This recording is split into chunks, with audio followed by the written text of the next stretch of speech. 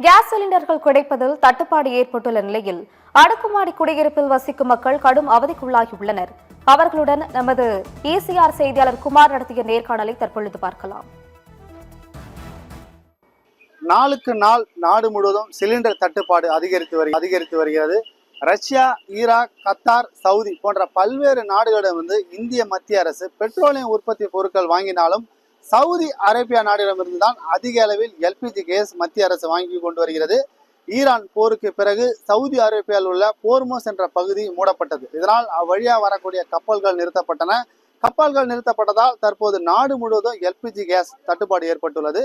கடந்த 2 தினங்களாக ஆட்டோ மற்றும் கார்கள் பயன்படுத்தக்கூடிய கேஸ் தட்டுப்பாடு ஏற்பட்டது. அதே போல் வணிகர்கள் பயன்படுத்தக்கூடிய சிலிண்டர்கள் தட்டுப்பாடு ஏற்பட்டது.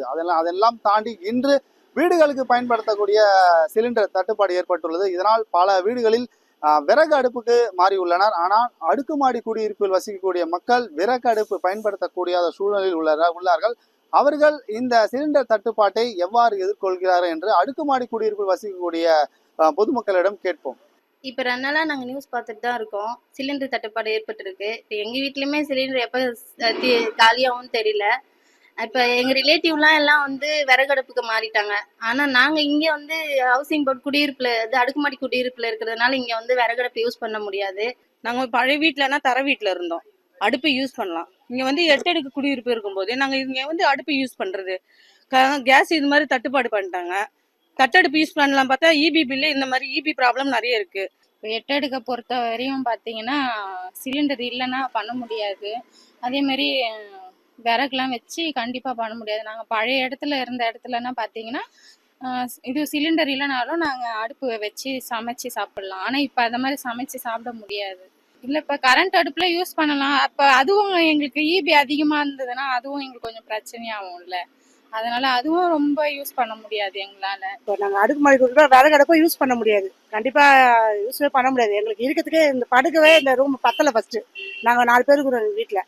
எங்கள் 4 பேருக்கு அந்த ரூம் ரொம்ப கஷ்டமா இருக்குது. நாங்கள் கஷ்டப்பட்டுட்டு இருக்கிறோம். என்ன செய்யறது தெரியல. என்ன பண்ணுவோம், லாஸ்ட்டாக எல்லாம் போராட்டம் தான் பண்ண முடியும். வேற இதுக்கு என்ன வழின்னு ஒன்றும் புரியல. அதுக்குள்ள நம்ம தமிழக அரசு நல்ல முடிவு எடுக்கும் நான் நினைக்கிறேன். முக்கிய செய்தியினை தற்பொழுது பார்க்கலாம்.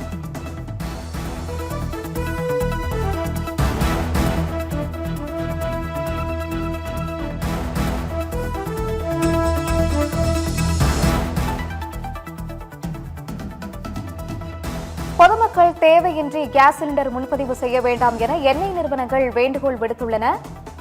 முக்கிய செய்தியை பார்க்கிறோம். வீட்டு உபயோக சிலிண்டர் வழக்கத்தை விட 25% அதிகமாக உற்பத்தி செய்யப்படுவதாகவும் எண்ணெய் நிறுவனங்கள் தெரிவித்திருக்கின்றன.